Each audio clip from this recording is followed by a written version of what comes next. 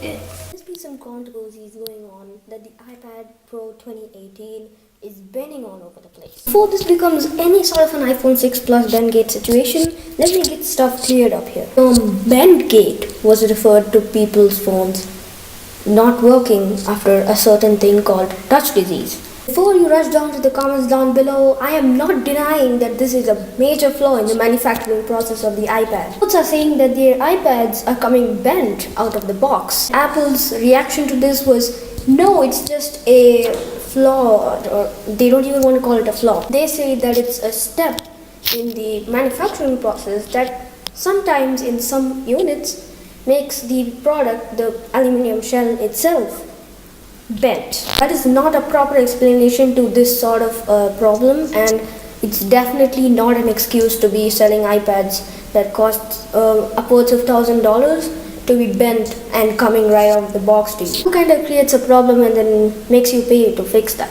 Many online blogs are saying that if your iPad Pro is bent out of the box, and if you do take it to the Apple Store saying that yes, it was bent out of the box, they're going to charge you $600. Not denying that there's not a flaw here. There is a major flaw, and Apple should have corrected this in the manufacturing process itself. Make it clear, this isn't bend-gate 2.0. Bend-gate wasn't only phones bending in half, but phones actually failing the circuits under the display. There isn't such a problem with the iPad Pro though. It's just physical structural problems. Again, to make it very clear, I am not denying that there is a major flaw over here made by Apple, and they should definitely live up to their flaw and address the gathering that yes, they have made a mistake during the manufacturing process and it was their mistake. Getting a bent product out of the box is just, no, it's not acceptable on such an expensive device. All that said though, you still can't call the iPad Pro bending situation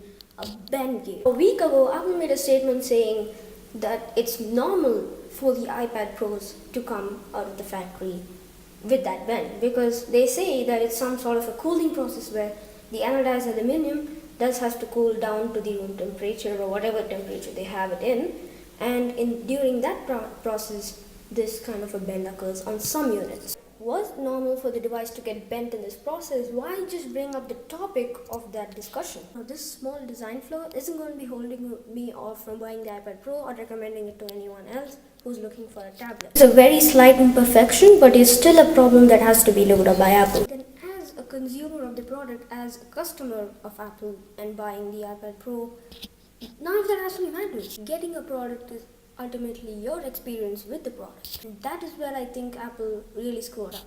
However though, if you do have an iPad 2018 iPad Pro which has a slight bend out of the box, you still have time until 8th of January to get it fully replaced for free.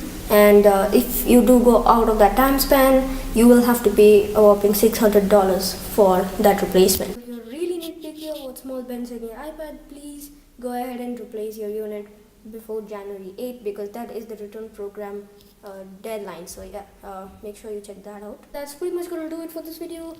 This is Apple Sheep here, and I'll see you all the next time.